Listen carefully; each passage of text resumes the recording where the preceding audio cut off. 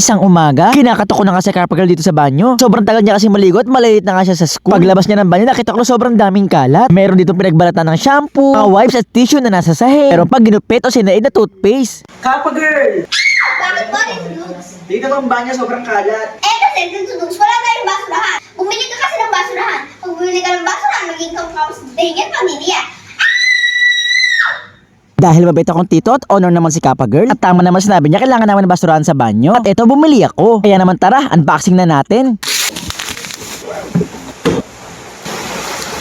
So mga kadugyot, eto na yung basurahan na binili ko para kay Kappa Girl. Eto yung ilalagay namin sa banyo. At ang maganda dito, hindi mo nahawakan yung bukasan kasi tatapakan mo na lang to. So mga kadugyot, tara, lagay na natin. Eto nga, bumalik na ako ng banyo para mailagay. Hinahanapan ko nga ng pwesto kung saan ko to ilalagay At ang napili ko nga pala paglayan ay dito sa sulok. Maliit na basurahan lang to kaya pwede to sa mga banyo. At ang pinakagusto ko pa dito, hindi mo siya hawakan para buksan. Pero ko lang tatapakan para kung saan bumukas yung basurahan. Para makapag-shirt na ako makapaglagay ng basura. Ang ginagawa ka pala muna ay naglalagay ako ng trash bag. Para kapag napuno na, trash bag na lang kukunin ko. Pagkatapos eto nga, pinulot ko na lahat ng basura ni Kappa Girl pagkatapos niyang maligo. At tinapakan ko na tong basura at bumukas na. At eto, isa-isa ko lang tinatapon ng mga basura. O diba, sobrang galing. Ano ba yung basurahan ko? Oo, Kappa Girl, ito na yung basurahan mo. Okay, sudugs, kukunin ko na yan.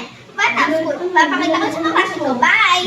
Okay, Kappa Girl, ingat! Isang umaga, nakita ko si Kappa Girl na pauwi na galing school. Pansin ko na para saya-saya at para excited siya. O Kappa Girl, bakit ka masaya? Tito Dugs, nag-decorate na po kami ng Christmas sa school namin. Tito Dugs, please bumili ka ng Christmas light. Tapos ilagay natin dito para makita ng mga tao. Pag bumili ka ng Christmas light, magiging kamukha mo si Daniel Padilla.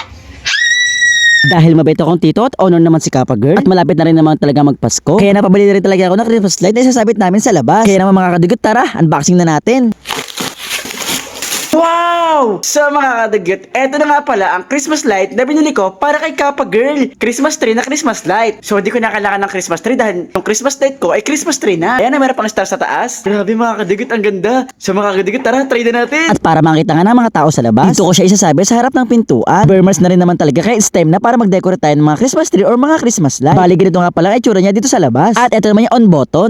Tignan nyo, sobrang ganda. Nag-iiba-iba nga pala yung pag-i-style na pagiging ilaw niya. Merong kumikislap-kislap, merong steady, merong mabagal. Depende kung sa anong gusto mo. Pero ako gusto ko to, itong kumikislap-kislap. Para sparkling talaga siya, di ba? Bali ganito pala ang liwanag niya o ang itsura niya sa umaga. Ganito naman sa gabi, di ba? Sobrang ganda. Sa buong lugar namin, kami pa lang ang merong Christmas light. Kaya naman pil na Christmas sa bahay namin. Sobrang ganda. Sigurado ako pag nakita to ni Kappa Girl ay talagang tuwang-tuwa yun.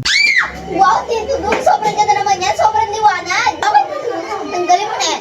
Pasok school siya. Pakita ko sa mga klase ko. Bye! Okay, Kappa Girl, ingat!